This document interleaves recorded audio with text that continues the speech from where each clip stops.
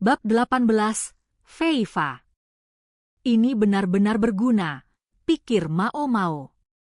Beberapa potongan sesuatu yang menyerupai daging ikan tertancap di ujung jepit rambutnya. Aksesori rambut pemberian Shisui itu bisa dibelah menjadi dua, dan bagian runcing ujungnya menjadi tusuk yang sempurna. Mao Mao menelan ludah dengan keras sambil mengamati lemak menetes dari daging yang mendesis. Andai saja ada garam. Atau pasta kedelai. Ya, kalau aku bisa meminta apa saja yang aku mau. Setelah daging cukup matang, ia meniupnya dengan pipi mengembung. Terlihat agak banyak tulangnya, namun pengemis tidak boleh pilih-pilih. Rasanya seperti ayam, namun ada cita rasa ikan yang khas karena apinya menggunakan minyak ikan. Dagingnya berair dan penuh nutrisi, bagaimanapun, hampir musim hibernasi, dan lemaknya memercik ke bibir Mao Mao. Saat ia mengunyah, ia menyadari ada semacam kegaduhan di luar. Ia ingin memanggang tangkapannya sebelum api padam, jadi ia mengabaikan suara itu, menancapkan potongan daging lain ke tusuk, dan mulai memasak. Ia tidak bisa menahan diri untuk bergumam, "Aku benar-benar ingin ada garam." Saat itulah ia menyadari ada seorang pria berdiri di hadapannya, terperangah. "Apa yang kamu lakukan?" "Aku makan. Kebetulan punya garam." "Tentu saja aku tidak punya garam keparat." "Yah, memang itu sedikit berharap terlalu banyak." Pria itu melihat sekeliling ruangan, kemudian menutup mulutnya sambil HRGH. Mencoba menahan diri agar tidak muntah, rupanya. Sesuatu tentang dirinya terasa familiar bagi Mao Mao, tatapan lebih dekat mengungkapkan bahwa ia adalah penjaga yang terlibat dalam argumen mereka sebelumnya. "Apa yang ia lakukan di sini? Apa yang Anda, makan?" "Ular, Tuan." "Andai kamu bilang ikan saja." Penjaga ini mengatakan hal-hal yang paling aneh, pikir Mao Mao. Tapi tidak apa-apa. Ia mengisi sisa daging yang sudah matang ke mulutnya dan menelannya. "Kukira ini seharusnya ruang siksaan," kata si penjaga. Dan untuk sebagian orang mungkin memang neraka yang nyata. Banyak yang mungkin tidak pernah mau menginjakan kaki di ruangan itu, namun bagi Mao Mao itu adalah peti harta karun. Ruangan sempit itu memiliki hampir 100 ular dan serangga berbisa. Sebagian sudah dicincang atau kehilangan kepalanya. Sisanya merayap dengan lamban karena suhunya cukup rendah. Bodoh sekali, pikir Mao Mao. Apa yang mereka harapkan menggunakan ular di musim dingin? Biasanya, hewan-hewan ini bahkan mungkin sudah hibernasi pada saat ini. Tentu saja mereka bergerak lambat. Bagi seseorang yang sudah sepengalaman Mao Mao dalam menangkap ular, ini tidak bisa lebih mudah dari sekadar meraih dan mematahkan leher mereka. Dan serangga-serangganya pun tidak bergerak lebih cepat. Bukankah mestinya ular-ular itu memakan serangga? Beberapa katak bodoh dengan serakah menerkam serangga beracun, kemudian langsung roboh karena racun itu. Menggunakan jepit rambut seperti bor dan tusuk rambut pemberian Jinshi seolah-olah itu adalah sebuah belati, Mao Mao pertama-tama membunuh ular-ular berbisa yang jelas berbahaya. Mereka pasti kesulitan menangkap cukup banyak ular pada waktu tahun ini, karena sebagian besar ular di dalam peti adalah jenis yang tidak berbahaya dan tidak berbisa. Bahkan dari serangga dan kodok, hanya sekitar setengahnya yang beracun. Mao Mao ingin sekali mencicipi beberapa racun itu, namun ini bukan saatnya. Setelah ia membereskan ular-ular yang jelas berbisa, berikutnya adalah yang tidak ia yakini. Ular-ular yang tidak berbahaya ia biarkan saja. Ular tidak dengan sengaja menyerang orang, dan lagi, mereka tidak bergerak terlalu cepat. Meski begitu, Mao Mao tidak ingin ada ular yang melilit tubuhnya di ruangan yang sempit ini, maka ia duduk di atas peti tempat mereka dikurung dan menyebarkan abu di sekitarnya. Ia selalu membawa obat-obatan di lipatan jubahnya, itulah caranya. Ia sebenarnya lebih suka tembakau, Namun dalam keadaan ini, yang terbaik yang bisa ia lakukan adalah membakar beberapa tanaman yang sangat menyengat dan menyebarkannya. Ia meminjam lampu dinding sebagai pengganti api yang layak. Si penjaga memandanginya seolah tidak percaya pada apa yang ia lihat. Aku bahkan tidak perlu datang ke sini, gerutunya. Ya, memangnya kenapa Anda di sini? Tanyanya. Ia terlihat sedikit masam. Nona Swirei dan si bocah nakal, mereka yang memintaku. Mereka bilang karena kamu terjebak di sini, kami tidak dihukum. Si bocah itu tidak mau diam tentang aku menyelamatkanmu. Ia bilang ia akan memberi ini. Si penjaga memegang sebuah ornamen giok. Hadiah yang cukup berharga, nyatanya. Kemudian ia melihat-lihat, wajahnya pucat. Aku harus mengakuinya. Aku sendiri pasti sudah gila di sini. Kurasa aku tidak akan tahan. Nona Swirei bilang aku harus keluar dari sini, cepat. Sepertinya ada sesuatu yang berbahaya akan terjadi. Lipatan jubah si penjaga terlihat menggembung, seperti ia baru saja selesai menjarah bangunan yang terbakar. Ketika Mao melihat keluar sendiri, ia mendapati seorang pria tidak sadarkan diri di lantai, tampaknya hasil kerja mantan penjaganya. Kurasa kamu juga harus lari, kata penyelamatnya. Sinyal asap sudah dikirim. Sinyal asap? Ya. Tanda bahwa pasukan pembalas sudah datang dari ibu kota. Itulah yang menyebabkan semua kegaduhan ini. Dan mengapa si penjaga bisa mencapainya dengan begitu mudah? Terima kasih. Kamu sudah sangat membantuku, kata Mao dengan rasa syukur yang tulus. Kalau ia terjebak di sini, situasinya bisa menjadi buruk. Baiklah, aku pergi dari sini, kata si pria. Satu kata terakhir, kalau kamu mau menerimanya. Tepat di seberang sini ada tangga yang mengarah ke bawah, tapi hindari itu. Banyak hal buruk terjadi di sana, dan ramai orang berlalu lalang. Kalau mau lari, jauhi tangga itu. Cari jalan ke kandang kuda dan curi kuda atau semacamnya. Hal buruk. Kurasa mereka sedang membuat bubuk api. Kamu langsung tahu, baunya minta ampun. Mata Mao berkilat. Terima kasih sekali lagi. Aku akan pergi. Hei. Apa kamu mendengarkanku? Si pria berteriak, namun Mao mengabaikannya dan langsung menuju ke ruang bawah tanah. Mao menyusuri tangga, menempelkan satu tangan ke dinding batu yang dingin. Batu-batu itu memancarkan getaran dari apapun yang sedang terjadi di kedalaman bawah. Ketika akhirnya ia mengintip ke level bawah, ia mendapati beberapa puluh pria sedang bekerja. Pakaian mereka membiarkan bahu mereka terbuka, dan ia mendeteksi aroma yang khas, bukan pembakaran belerang sebanyak itu, melainkan fermentasi kotoran hewan. Jadi inilah sumber bau yang sesekali mengalir naik ke atasnya. Ada tumpukan gumpalan hitam. Kotoran ternak? Pikir Mao. Namun ukurannya terlalu kecil untuk itu, lebih mendekati ukuran kotoran tikus atau hewan kecil lainnya. Ia pernah mendengar bahwa kotoran hewan liar bisa digunakan sebagai bahan sendawa. Apakah itulah yang sedang mereka kerjakan? Ruang bawah tanah itu lebih hangat dari yang ia duga. Mereka mungkin menjaga suhunya agar tetap tinggi untuk membantu mengeringkan bubuk api yang mereka buat. Jujur saja, ini mengerikan. Mereka punya panci api di kejauhan, dikelilingi tirai untuk menahan percikan.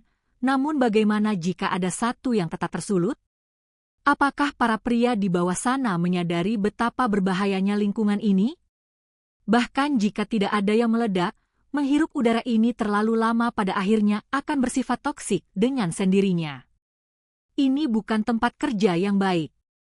Bubuk api yang sudah jadi sedang dibawa keluar melalui pintu keluar lain. Saat ia berdiri mengamati, Mao mendengar langkah kaki di belakangnya. Ia segera bersembunyi di balik rak terdekat, Jantung berdegup begitu keras di telinganya hingga ia khawatir siapapun yang lewat mungkin mendengarnya. Ketika akhirnya ia melihat siapa itu, ia hanya bisa menatap. Itu Shisui dengan raut wajah yang suram. Meski mungkin lebih tepat memanggilnya Lo Ulan, berpakaian seperti sekarang, dalam pakaian berlebihan yang mirip ibunya. Ia tampak sangat tidak pada tempatnya di ruang bawah tanah yang suram dan berbau kotoran itu. Loula, Mao Mao hampir memanggilnya, namun Loulan tampaknya tidak mendengar. Ada sesuatu yang garang di matanya saat ia melangkah masuk ke ruang bawah tanah. Para pria mulai bergumam saat menyadari kehadirannya. Salah satu dari mereka melangkah maju dengan gelisah, pastilah ia mandornya. Tuan Putri Muda. Pergi dari sini, sekarang, kata Loulan, suaranya bergema di ruangan bawah tanah. Para pria saling berpandangan, tidak mengerti apa yang sedang terjadi. Benteng ini akan segera jatuh. Aku ingin kalian pergi sebelum itu terjadi. Ia mengeluarkan kantong besar dari lipatan jubahnya dan melemparkannya ke lantai. Kain-kain perak berhamburan keluar, menarik perhatian para pria. Mereka mulai berdesak-desakan satu sama lain untuk meraih uang itu. Setelah Loulan puas bahwa semua kain sudah diambil, ia mengangkat lentera yang ia pegang, mengangkatnya tinggi-tinggi di atas kepalanya, dan melemparkannya sekuat tenaga. Masa ia serius? Lentera itu melayang di udara dan jatuh tepat ke dalam bubuk api yang sedang dikeringkan. Baiklah, pergi dari sini. Kalau bisa, katanya, senyum polosnya tersungging di wajahnya. Mao Mao langsung menutup telinganya dan melemparkan dirinya ke lantai. Telapak tangannya nyaris tidak cukup untuk meredam gemuruh yang menyerbu gendang telinganya. Beberapa pria menendang atau menginjak tubuhnya saat mereka berebut melarikan diri. Ledakan-ledakan menyebar, mula-mula arang kemudian kotoran hewan yang ikut terbakar. Aku harus keluar dari sini, cepat, pikir Mao Mao. Namun tepat pada saat itu, ia melihat seseorang terhuyung-huyung ke samping dengan dramatis. Beberapa pasang kaki menginjak kain indah dari pakaian sosok itu, mengotorinya.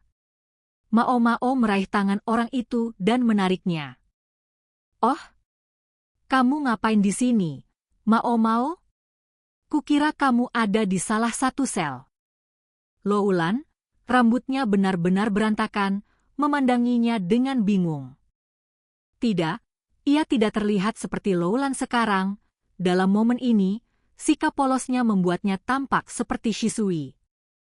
Aku juga ingin mengajukan pertanyaan serupa, kata Mao Mao dengan sedikit kesal, lalu Loulan mengulurkan tangan dan menyentuh pipinya, telinga kanannya. Kamu baik-baik saja? Tidak ada yang terluka.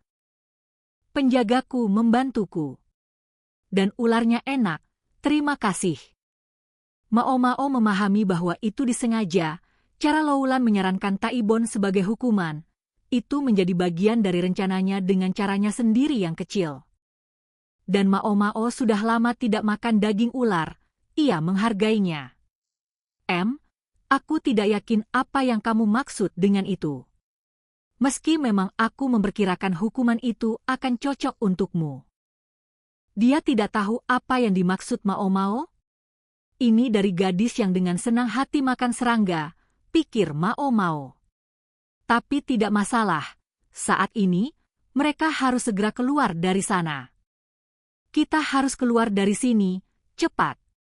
Mao Mao menempelkan lengan bajunya ke mulut Loulan dan mulai mencari cara untuk keluar dari ruang bawah tanah secara diam-diam. Bermaksud melarikan diri dari benteng secepat yang ia bisa, ia mencoba menyeret perempuan lain itu ikut. Namun Loulan berpaling dan mulai menaiki tangga. Api hanya akan terus menyebar, kata Mao Mao. Tidak apa-apa. Aku harus ke atas. Kemudian Loulan mendaki tangga, rok bunganya yang lusuh terseret di belakangnya. Asap sudah mengepul tebal, memenuhi hidung Mao Mao dan membuat matanya berair.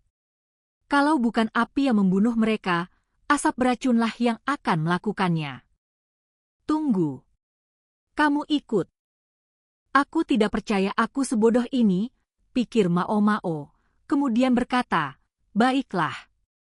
Sebenarnya cukup mudah bagi Mao Mao untuk melarikan diri sendirian.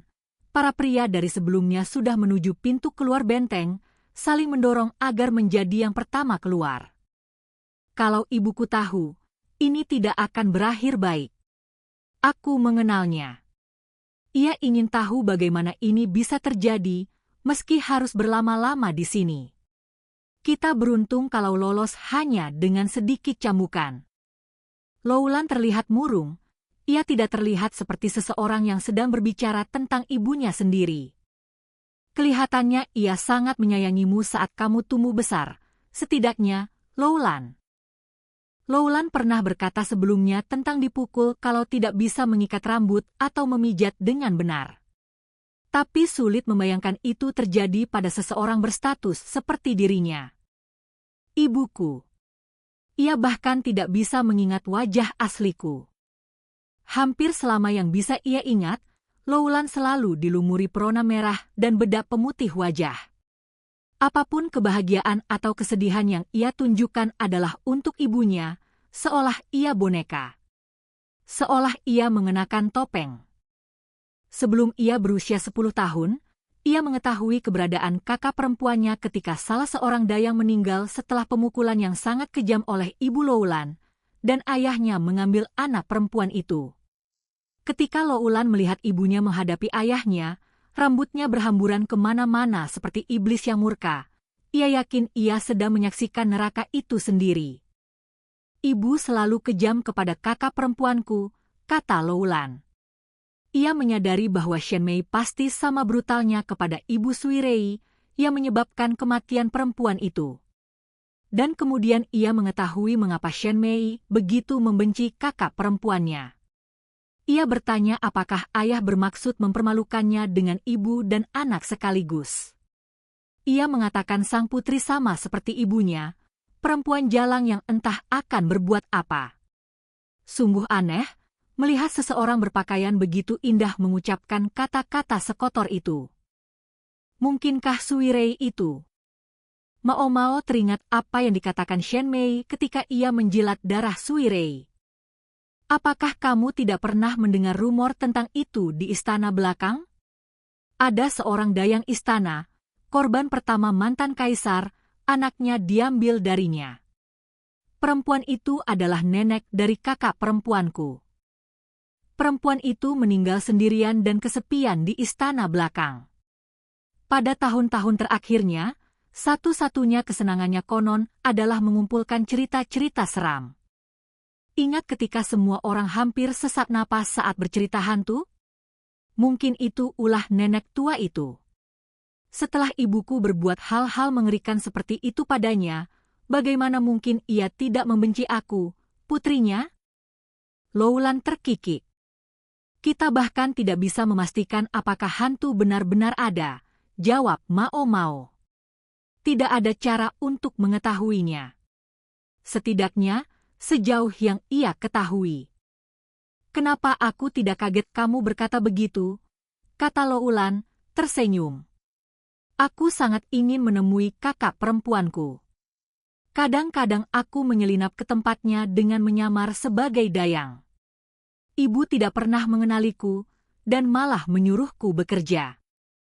Loulan, tentu saja, tidak terlatih dalam tugas-tugas ini, dan sering merasakan kibasan kipas Shen Mei. Meski kena pukul, ia tetap datang menjenguk kakaknya.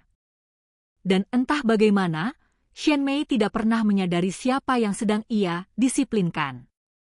Ia hanya melihat seorang dayang yang rendahan, bukan boneka berharganya yang menuruti setiap kata-katanya.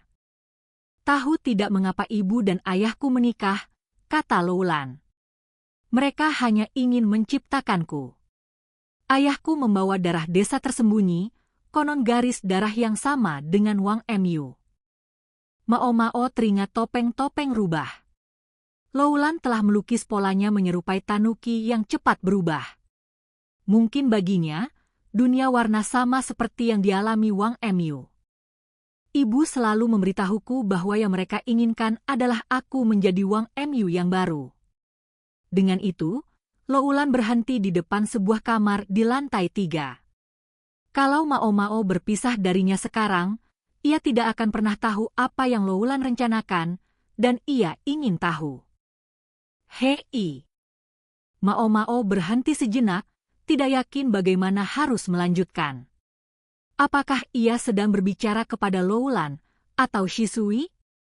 Ia tidak yakin, namun dalam benaknya sendiri, ia tahu siapa perempuan yang ada di hadapannya. Dan maka ia berkata, "Shisui." "Ya?" tanya Shisui, tersenyum, tangannya di gagang pintu. "Aku tahu ada zat-zat yang beredar di istana belakang yang dirancang untuk menyebabkan keguguran. Apakah kamu juga menyimpannya?" Shisui masih tersenyum. "Untuk digunakan pada dirimu sendiri." Ekspresi Shisui tidak berubah. Ia hanya membuka pintu. "Kamu memang sangat cerdas, Mao Mao.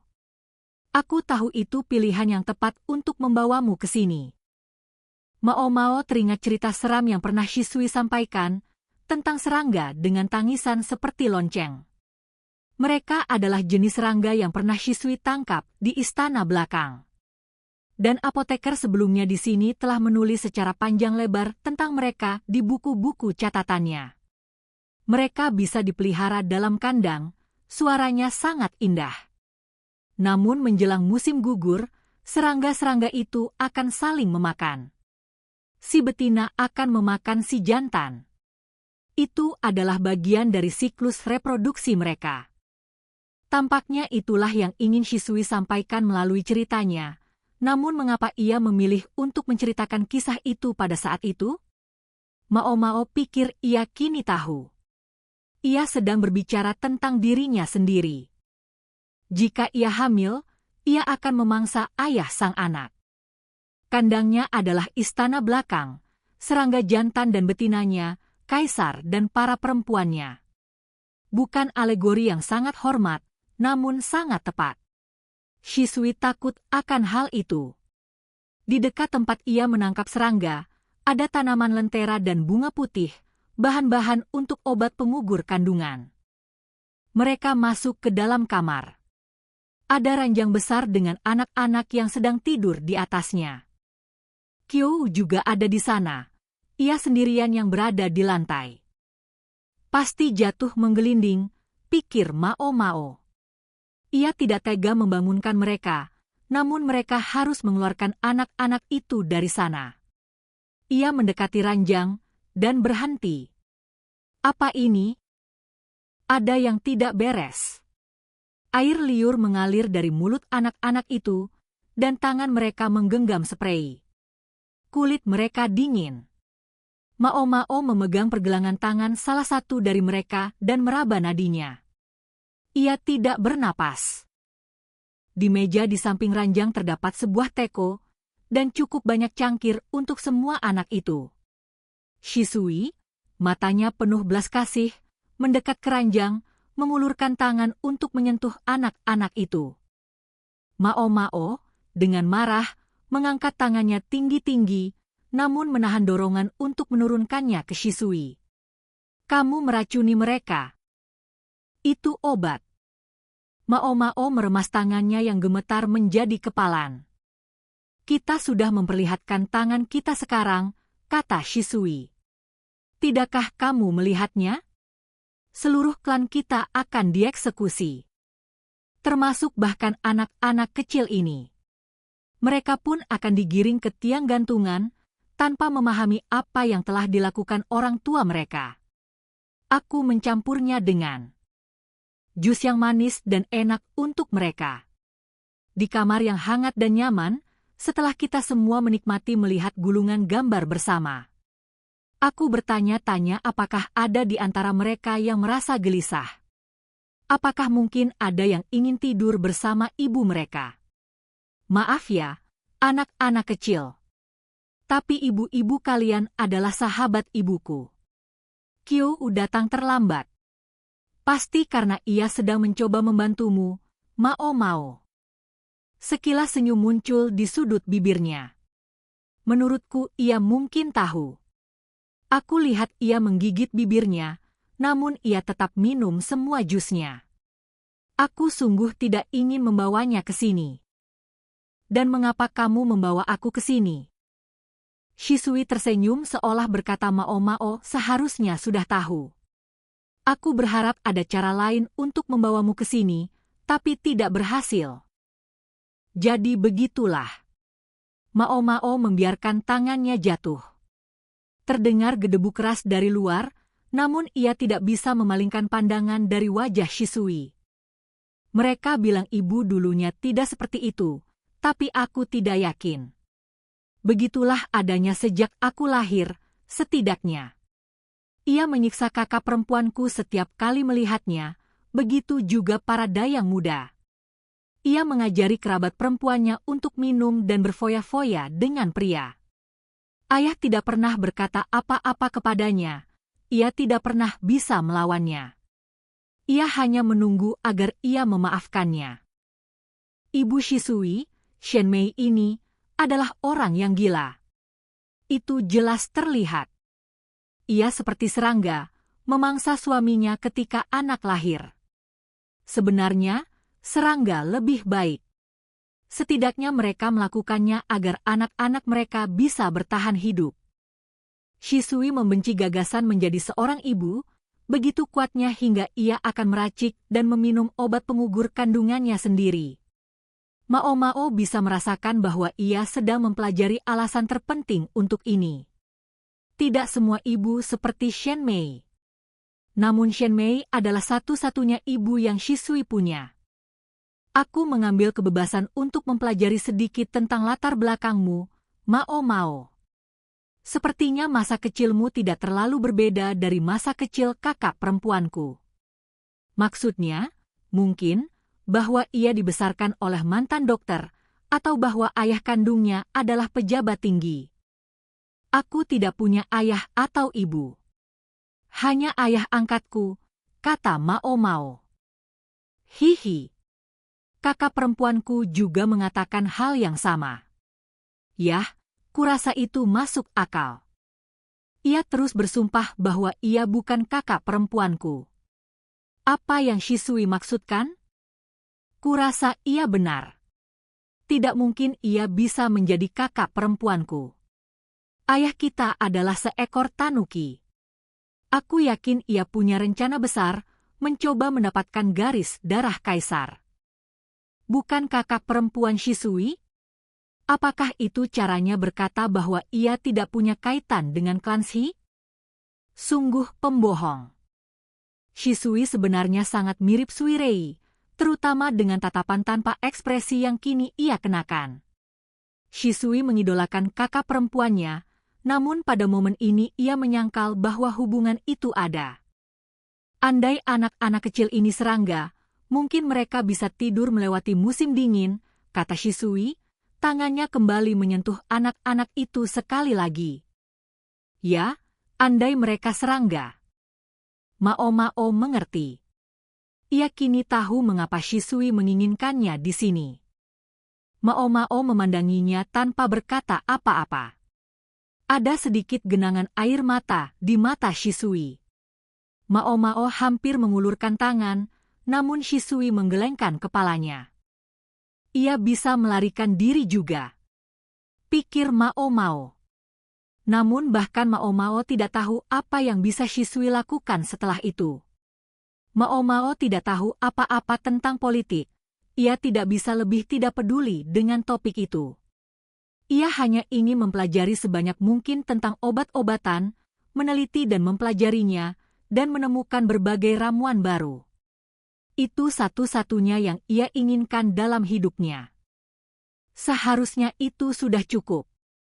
Lupakan orang lain. Utamakan dirimu sendiri. Apa yang mereka pikir akan terjadi, membawanya ke sini? Namun Mao Mao tetap mengulurkan tangannya. Shisui menolaknya. Aku punya peranku sendiri yang harus kumainkan. Tolong, jangan hentikan aku. Apakah ada makna dari ini? Mao Mao tidak tahu kemana Shisui pergi, namun hasilnya cukup mudah untuk dibayangkan. Keras kepala. Milikku. Lupakan saja hal itu. Shisui tersenyum nakal. Pikirkanlah begini, Mao Mao. Katakanlah kamu dihadapkan dengan racun yang belum pernah kamu lihat sebelumnya, dan kamu diberitahu kamu hanya punya satu kesempatan untuk mencobanya. Apa yang akan kamu lakukan? Aku akan meminumnya sampai tetes terakhir, jawabnya seketika. Jawaban apa lagi yang bisa ada? Kukira begitu. Shisui bangkit berdiri, tersenyum, dan beranjak meninggalkan kamar, langkahnya ringan seolah ia hanya akan pergi berbelanja. Ia pergi. Mao Mao tidak tahu apa yang harus dilakukan. Ia tidak tahu apa yang dibutuhkan momen ini. Ia berusaha menemukan kata-kata yang tepat, namun tidak ada yang keluar. Ia hanya bisa mengulurkan tangan dan menggenggam tangan Shisui. Setidaknya izinkan aku mengucapkan doa. Sebuah doa? Itu tidak sepertimu, Mao Mao. Sesekali. Sekali dalam bulan biru. Mao Mao mengambil tusuk rambut dari rambutnya sendiri dan meletakkannya di kerah baju Shisui. Kamu tahu itu bukan rambutku, kan? Kalau kuletakkan di rambutmu, kamu akan terlalu cantik saja. Kepala Shisui sudah penuh dengan tusuk-tusuk rambut. Aksesori-aksesori ini konon mengusir roh jahat, namun sebegitu banyaknya sekaligus justru sepertinya akan menarik mereka. Kembalikan kepadaku suatu saat nanti. Itu hadiah. Kamu konyol. Akan kujual. Tidak apa-apa kalau begitu. Tusuk rambut ini sederhana, namun dibuat dengan sangat istimewa. Pemberinya bisa sangat keras kepala, jadi ada setiap kemungkinan bahwa sama seperti pemilik aslinya, benda itu entah bagaimana akan berhasil menemukan jalan kembali kepadanya. Ada jelaga di mukamu. Mao Mao mengangkat cermin dari samping ranjang. Oh, benar. Aku terlihat seperti tanuki. Shisui tertawa. Ia tertawa, kemudian memandangi Mao Mao. Kamu tahu apa yang harus kamu lakukan. Ia berpaling. Pintu tertutup dengan bunyi klak. Langkah kakinya semakin lama semakin pelan dan menghilang. Mao Mao mendapati dirinya menatap langit-langit tanpa benar-benar tahu mengapa. Hanya menengadahkan kepalanya ke belakang dan memandangi. Bangunan itu berguncang dengan rangkaian ledakan yang semakin keras.